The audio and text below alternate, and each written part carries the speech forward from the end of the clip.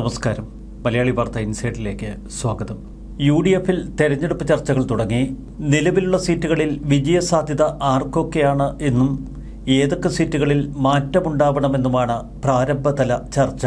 Parliament തെരഞ്ഞെടുപ്പിൽ UDF-ന് വലിയ തിരിച്ചടിയേറ്റ മണ്ഡലമാണ് തൃശൂർ ജില്ലയിലെ ഗുരുവായൂരിൽ കെ മുരളീധരനെ നിർത്തിപ്പൊരിക്കാനുള്ള തയ്യാറെടുപ്പുകളാണ് ചിലർ അണിയറയിൽ നെയ്തൊരുക്കിയത്. മുസ്ലിം ലീഗിന്റെ കയ്യിലുള്ള ഗുരുവായൂർ സീറ്റും പട്ടാമ്പിയും തമ്മിൽ വെച്ചുമാറുകയാണ് DCCയുടെ ലക്ഷ്യം.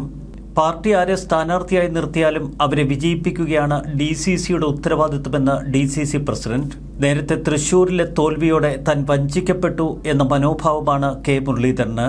വടകരയിൽ സ്വസ്ഥമായി ജയിക്കാൻ കഴിയുമായിരുന്ന മുരളീധരനെ അവസാന നിമിഷമാണ് തൃശൂർ പാർലമെന്റ് മണ്ഡലത്തിലേക്ക് മത്സരിക്കാൻ നിയോഗിച്ചത്. പിന്നീട് പാലക്കാട് ഉപതെരഞ്ഞെടുപ്പിൽ കെ മുരളീധരന്റെ പേര് ഉയർന്നു വന്നിരുന്നു.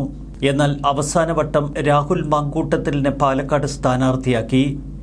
ഇതിനെതിരെ കടുത്ത പ്രതിഷേധം അന്ന് കെ മുരളീധരൻ ഉയർത്തിയിരുന്നു. വടകരയിൽ മത്സരിക്കാനുള്ള തയ്യാറെടുപ്പുകൾക്കിടയിലായിരുന്നു അപ്രതീക്ഷിതമായി കെ മുരളീധരനെ തൃശൂരിലേക്ക് കൂട്ടിക്കൊണ്ടുവന്നത്.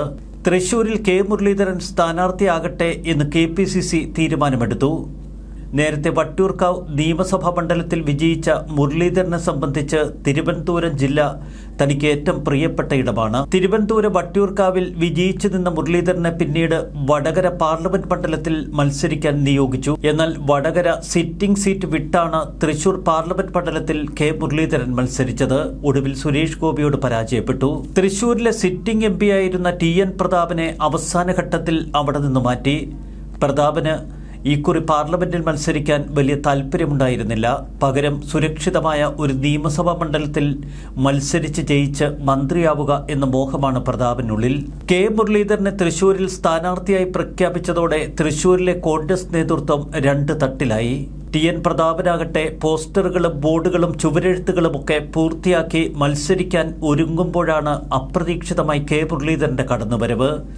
സുരേഷ് ഗോപി തൃശൂരിൽ തന്റെ സ്ഥാനാർത്ഥിത്വം പ്രഖ്യാപിച്ചതോടെ കോൺഗ്രസ് നേതൃത്വം പുതിയ കൂടിയാലോചനകൾ നടത്തിയാണ് കെ മുരളീധരനെ തൃശൂരിൽ മത്സരിപ്പിക്കുന്നത്. പിന്നീട് നമ്മൾ കേട്ടത് ജില്ലാ കോൺഗ്രസ് അധ്യക്ഷനടക്കം പ്രമുഖ നേതാക്കൾ കെ മുരളീധരനെ തോൽപ്പിക്കുന്നതിനായി കരുക്കൾ നീക്കി എന്ന വാർത്ത. ഒടുവിൽ ജില്ലാ കമ്മിറ്റി വരെ പിരിച്ചുവിട്ടു. തോൽവി പഠിക്കാൻ പ്രത്യേക കമ്മിറ്റിക്കും രൂപം നൽകി KPCC. എന്നാൽ കമ്മിറ്റി അടിമുടി അന്വേഷണം അട്ടിമറിച്ചു.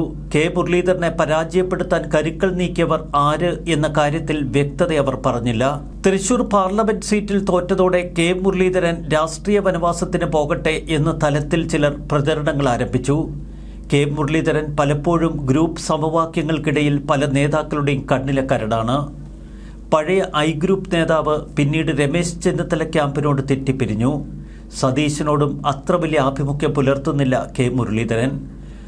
പഴയ A വിഭാഗവുമായി എന്നും അകലം പാലിച്ചിരുന്ന മുരളീധരൻ പിന്നീട് വിവാദങ്ങളിലൂടെയാണ് പലപ്പോഴും കേരളത്തിൽ തന്റെ സ്വാധീനമുറപ്പിച്ചത്. രാഹുൽ മാങ്കൂട്ടം വിഷയത്തിൽ അതിശക്തമായ നിലപാടെടുത്തു. KC വേണുഗോപാലിനും കെ മുരളീധരനോട് അത്ര താല്പര്യമില്ല.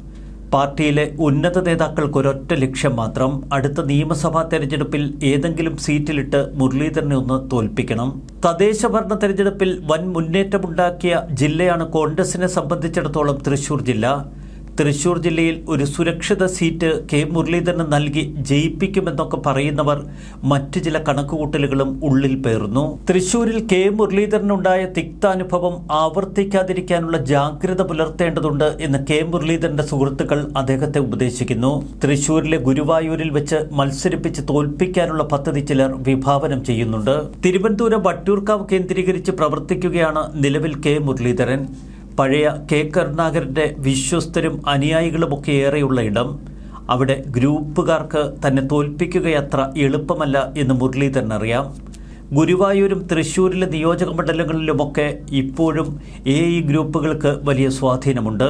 തെരഞ്ഞെടുപ്പ് പ്രഖ്യാപിക്കുന്നതിന് മുൻപ് തന്നെ ചില സീറ്റുകളിലെങ്കിലും വമ്പന്മാരെ ഇളക്കി ഒരു ഓളം സൃഷ്ടിക്കണമെന്നാണ് കോൺഗ്രസിന്റെ ഉന്നത നേതാക്കൾ പറയുന്നത്.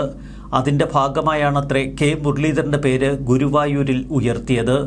എന്നാൽ തന്റെ മാത്രം പേര് ഉയർത്തി ഈ വിവാദങ്ങൾ ക്ഷണിച്ചു വരുത്തുന്നത് എന്തിനെന്ന ചോദ്യം കെ മുരളീധരൻ തന്നെ ഉയർത്തുന്നു. മറുവശത്ത് UDF കൂടുതൽ പരീക്ഷണങ്ങൾ ഇപ്പോൾ നേരിടുകയാണ്. തങ്ങൾക്ക് കൂടുതൽ സീറ്റ് മലബാർ മേഖലയിൽ വേണമെന്ന് മുസ്ലിം ലീഗ് ആവശ്യപ്പെട്ടു കഴിഞ്ഞു. മുസ്ലിം ലീഗിന്റെ ആവശ്യം ഇനിയുള്ള ദിവസങ്ങളിൽ കൂടുതൽ കടുപ്പമേറിയതാകും. ഉപമുഖ്യമന്ത്രി സ്ഥാനമടക്കം കടുത്ത ആവശ്യങ്ങൾ മുസ്ലിം ലീഗ് മുന്നോട്ട് വയ്ക്കും. ഇക്കുറി PK കുഞ്ഞാലിക്കുട്ടിക്ക് വെറുമൊരു മന്ത്രിയായി മന്ത്രിസഭയിൽ ഇരിക്കുക വയ്യ. അതുകൊണ്ട് തന്നെ കുഞ്ഞാലിക്കുട്ടിക്ക് ഉപമുഖ്യമന്ത്രി സ്ഥാനം എന്ന ആവശ്യവും ലീഗ് ഉയർത്തും. തെരഞ്ഞെടുപ്പിന് വളരെ മുൻപ് തന്നെ മുസ്ലിം ലീഗും കോൺഗ്രസും തമ്മിലുള്ള ചർച്ചകൾ നടന്ന് സീറ്റ് കാര്യത്തിൽ കൃത്യമായ തീരുമാനത്തിലെത്തണമെന്ന് ഇരു കക്ഷികളും ഇപ്പോൾ നിശ്ചയിച്ചുറപ്പിച്ചിരിക്കുന്നു. മുസ്ലിം ലീഗ് ഇക്കുറി 2 സീറ്റുകൾ അധികം വേണമെന്ന ആവശ്യം കോൺഗ്രസിന് മുന്നിൽ വയ്ക്കും. ഇക്കാര്യത്തിൽ വിട്ടുവീഴ്ചയില്ല എന്ന നിലപാടിലാണ് ഇപ്പോൾ ലീഗ്. UDFിലേക്ക് പുതുതായി എത്തിയ അസോസിയേറ്റ് മെമ്പർമാരായ PV അൻവറിനും CK ജാനുവിനും സീറ്റ് നൽകണം.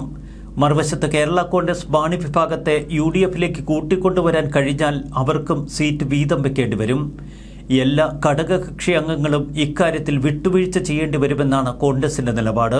തന്നെ ഗുരുവായൂരിലിട്ട് ബലി കൊടുക്കുകയാണ് ചിലരുടെ ലക്ഷ്യമെന്ന് മനസ്സിലാക്കിയ K മുരളീധരൻ ശക്തമായി പ്രതികരിച്ചു. ഗുരുവായൂരിൽ മത്സരിക്കുമെന്നത് മാധ്യമ വാർത്ത മാത്രം. ഞാൻ ഗുരുവായൂരപ്പന്റെ ഭക്തനാണ്, അത്രമാത്രം. തിരുവനന്തപുരത്ത് നിന്ന് പ്രവർത്തിക്കാനാണ് തനിക്കിഷ്ടമെന്ന് K മുരളീധരൻ ആവർത്തിക്കുന്നു. നിയമസഭാ തെരഞ്ഞെടുപ്പിന് താൻ നേതൃത്വം കൊടുക്കും. അതല്ലാതെ മത്സരിക്കണമെന്ന് വലിയ ആഗ്രഹമൊന്നും മനസ്സിലില്ല. ഇതുമായി ബന്ധപ്പെട്ട ചർച്ചകൾ ജനുവരിയിൽ മാത്രമേ ആരംഭിക്കൂ. ബാക്കിയെല്ലാം പാർട്ടി പറയും പോലെ.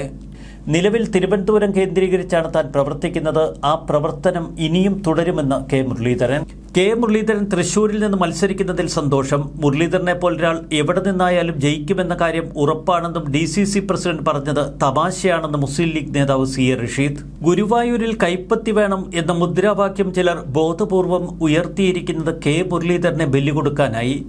ഇത്തരമൊരു വാദമാണ് ചിലർ ഇപ്പോൾ പാർട്ടിയിൽ മുന്നോട്ട് വയ്ക്കുന്നത്. എപ്പോഴും നേതൃത്വത്തിന് ഒരു തലവേദന സൃഷ്ടിക്കുന്ന K മുരളീധരനെ ഇക്കുറി നിയമസഭാ മത്സരത്തിൽ തോൽപ്പിക്കാനുള്ള കരുക്കൾ അണിയറയിൽ നീക്കുന്നുവോ? ദീർഘകാലമായി ലീഗിന്റെ കയ്യിലുള്ള സീറ്റാണ് ഗുരുവായൂർ. എന്നാൽ അവിടെ മിക്കവാറും ഇപ്പോൾ ജയിച്ചു വന്നിരുന്നത് CPM മെമ്പറും. 2001-2006 കാലഘട്ടത്തിൽ ഇന്ത്യൻ യൂണിയൻ മുസ്ലിം ലീഗിലെ PKK ബാവ മത്സരിച്ച് ജയിച്ച മണ്ഡലമാണ്. എന്നാൽ 2006-11 വരെ KV അബ്ദുൽ ഖാദർ CPMന്റെ MLA ആയി ഗുരുവായൂരിൽ ജയിച്ചു. 2011 മുതൽ 16 വരെ KV അബ്ദുൽ ഖാദർ തന്നെ തുടർന്നു. 16ലും അബ്ദുൽ ഖാദർ തന്നെ. 2021 NK അക്ബറാണ് വിജയിച്ചത്. ആ മണ്ഡലം ഇനി K മുരളീധരനിലൂടെ തിരിച്ചുപിടിക്കാൻ കഴിയുമോ എന്ന സംശയം ശക്തമാണ്.